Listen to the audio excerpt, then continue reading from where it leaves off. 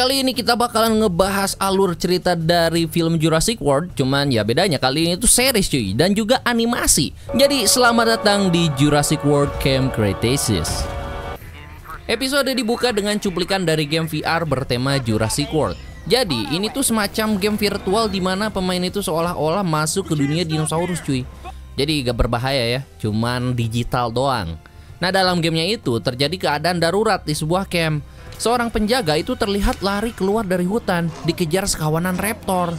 Dia mencoba kabur ke titik penjemputan helikopter, tapi gagal karena raptor itu berhasil menangkapnya. Belum cukup sampai situ, T-Rex tiba-tiba muncul dan langsung melahap si player. Game over. Yap, semua itu cuman game doang cuy. Jadi santai ya, gak ada yang matoy di sini. Nah, yang main game itu ternyata adalah si Darius, seorang anak yang ngefans berat sama Jurassic World. Dia main game itu terus-terusan karena ada hadiah spesial. Kalau bisa menamatkan gamenya sampai akhir, maka dia itu bakal dapat tiket ke Jurassic World beneran cuy. Gratis! Anjay, siapa juga yang gak mau gratis ya kan? Sayangnya dia ini sering kalah cuy, dan kakaknya yaitu si Brandon suka ngeledekin dia kalau kalah.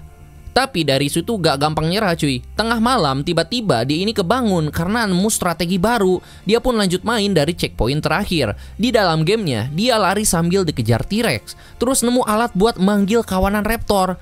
Begitu alat itu diaktifkan, raptor itu langsung datang dan malah menyerang si T-Rex. Darius pun kabur naik helikopter. Layar akhir game pun muncul mengucapkan selamat, dan ada karakter Mr. DNA yang ngundang Darius ke Camp Cretaceous. Mimpinya buat ke Jurassic World akhirnya tercapai cuy. Singkat cerita, Darius akhirnya sampai di Camp Cretaceous, dan di sana dia dikenalin sama para peserta lainnya.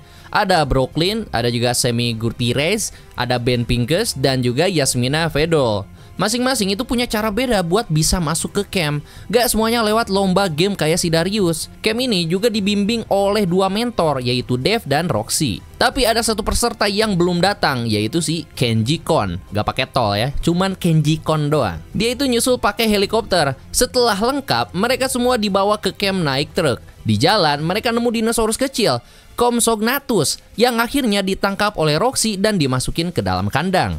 Sesampainya di camp, para mentor itu ngasih arahan termasuk aturan jam malam. Gak boleh keluar seenaknya, terutama malam-malam. Siangnya mereka juga diajak lihat dinosaurus herbivora pakai semacam kereta gantung.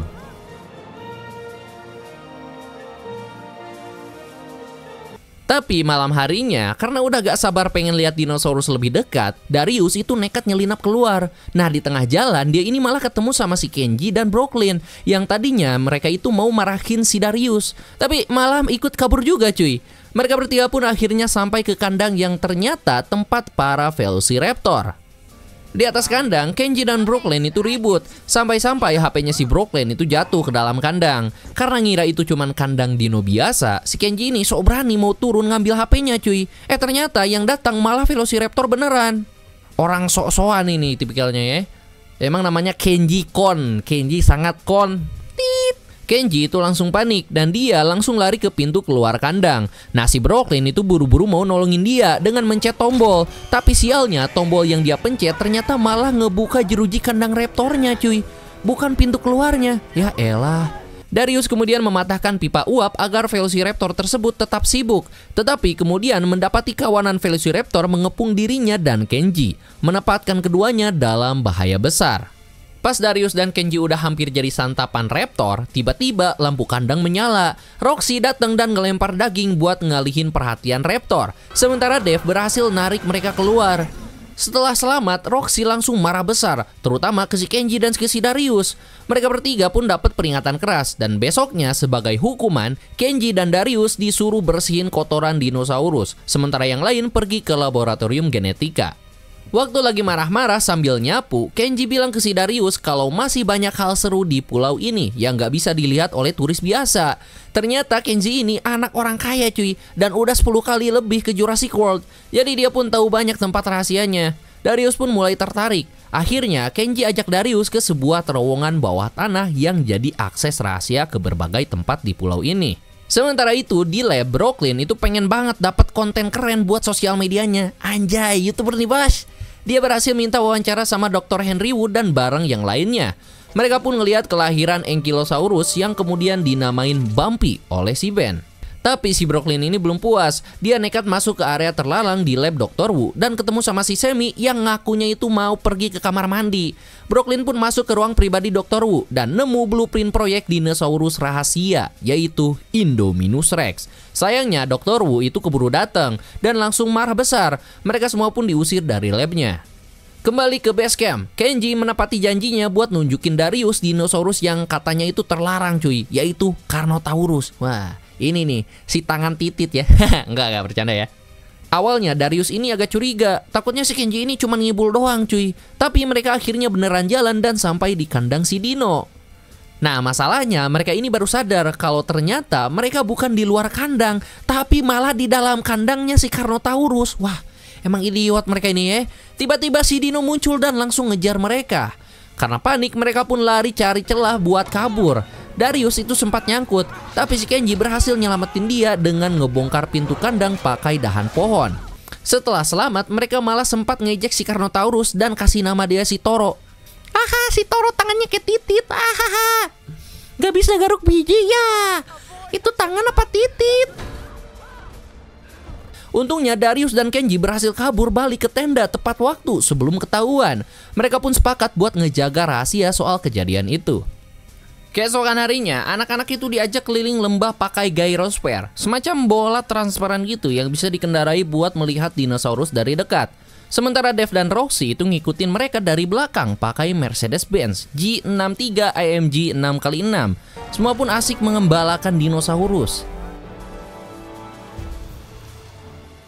Sampai tiba-tiba langit mendadak gelap, tanda badai gede bakal datang. Dave dan Roxy langsung nyuruh anak-anak buat balik ke camp.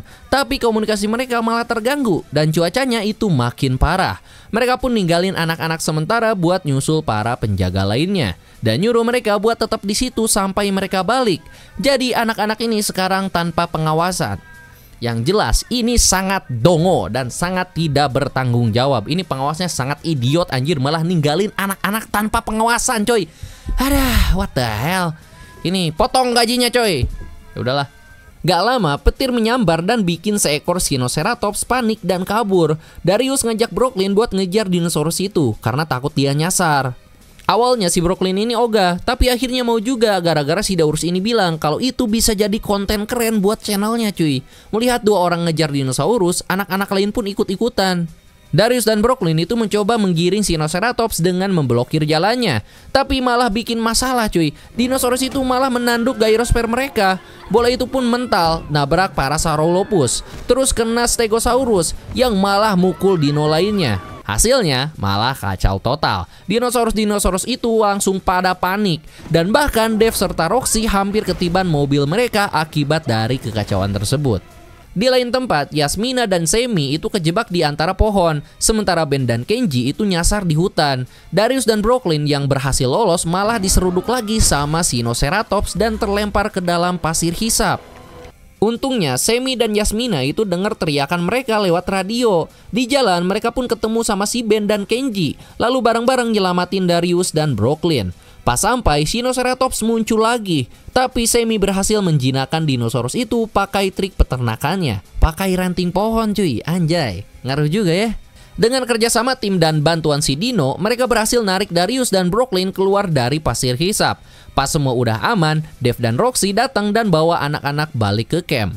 Malamnya, Brooklyn lagi asik ngedit video dari kejadian tadi. Tapi tiba-tiba dia malah nangkep hal aneh. Di salah satu rekamannya, kelihatan kalau si Sammy ini lagi ngambil sampel air liur dari lidah Sinoceratops secara diam-diam. Brooklyn pun mulai curiga, sementara Sammy yang ngintip dari belakang langsung pergi pelan-pelan, seolah menyadari dia ketahuan. Dalam kilas balik, Darius itu terlihat ngobrol bareng ayahnya soal dinosaurus. Keduanya itu sama-sama suka paleontologi dan punya mimpi besar, yaitu bisa pergi ke Jurassic World bareng-bareng. Tapi sayangnya, ayahnya Darius itu punya masalah kesehatan serius. Balik ke masa sekarang, Darius itu tampak rindu banget saat memandangi foto mereka berdua. Tiba-tiba sebuah helikopter terbang di atas camp yang ternyata membawa Mas Rani, pemilik Jurassic World. Di waktu yang sama, Dave dan Roxy itu harus pergi dari camp buat ketemu atasan mereka, yaitu Claire Deering, untuk membahas hal penting. Jadi anak-anak itu kembali ditinggal tanpa pengawasan, yang dimana ini sangat dongo anjir, sangat tidak bertanggung jawab coy. Ih, anjir ini anak-anak men, di kebun dinosaurus yang jelas berbahaya malah ditinggal anjir. Gaje ya ini. Ya udahlah. Di dalam camp, Brooklyn itu sadar kalau HP-nya hilang dan langsung nuduh si Sammy yang nyolong. Yasmina membela si Sammy dan mereka pun ribut kecil. Tapi sebelum makin panas, terdengar raungan dinosaurus dari kejauhan. Karena penasaran, mereka pun rame-rame naik ke menara pengawas buat melihat sumber suara itu. Tapi setelah mereka pergi, terdengar panggilan radio penting yang mengingatkan bahwa Aset atau dalam kurung dinosaurus ya, telah lepas dari kandangnya. Sesampainya di menara, mereka heran karena tempat itu kosong total. Padahal biasanya ada petugas. Setelah berhasil masuk dan naik ke atas, mereka sempat tegang karena terdengar suara langkah kaki besar. Tapi untungnya itu cuman Brachiosaurus cuy. Tak lama, dua staf pengawas itu muncul di bawah dan langsung memperingatkan mereka soal bahaya besar yang sedang mengancam. Tiba-tiba, Indominus Rex muncul dari balik kamuflase dan langsung melahap kedua petugas pengawas tersebut. Setelah itu, dia mulai menyerang menara pengawas tempat anak-anak berada. Saat menara hampir roboh, mereka kabur lewat zipline. Tapi di tengah jalan, menaranya roboh dan mereka pun jatuh ke dalam hutan.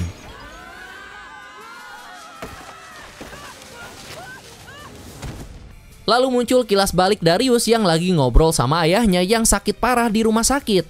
Darius janji, begitu ayahnya sembuh, mereka akan pergi bareng ke Jurassic World.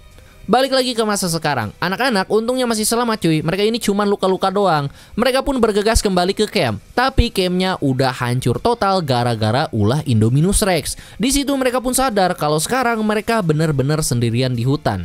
Salahin tuh si Dep sama si Roxy, ya emang dongo anjir, malah ninggalin anak-anak tanpa pengawasan anjir. Ini mereka ini gak dibayar apa gimana? Atau emang gajinya itu di bawah UMR cuy? What the hell? Tapi udahlah lanjut. Brooklyn kemudian minta Sammy balikin HP-nya, karena itu satu-satunya cara buat minta bantuan. Dia bahkan bilang dia gak peduli soal Sammy yang nyolong sampel atau nyusup ke labnya Dr. Wu. Yang penting sekarang itu cuma HP-nya doang. Tapi Sammy ini tetap gak ngaku coy. Dan si Yasmina pun membela si Sammy. Ya elah ini si Yasmina gak anjing, malah jadi kayak sinetron gini ya. Pertengkaran pun terjadi, makin panas karena si Ben dan Kenji juga ikut-ikutan ribut gara-gara hal sepele. Melihat semuanya kacau, Darius berdiri dan menyemangati mereka. Bilang kalau mereka harus tetap bersatu dan gak boleh nyerah. Akhirnya mereka pun sepakat buat terus jalan dan cari bantuan. Sementara itu, Indominus Rex sampai di kandang Carnotaurus. Dan kedua predator buas itu pun berhadapan langsung. Oke, karena satu season ini terlalu panjang ya, jadi gua bakalan bikin 2 part aja cuy. So, thank you banget buat kalian semua yang udah nonton video ini sampai akhir. Jangan lupa klik like dan subscribe bersama gua pengacara, pengangguran banyak acara, dan sampai jumpa di video berikutnya.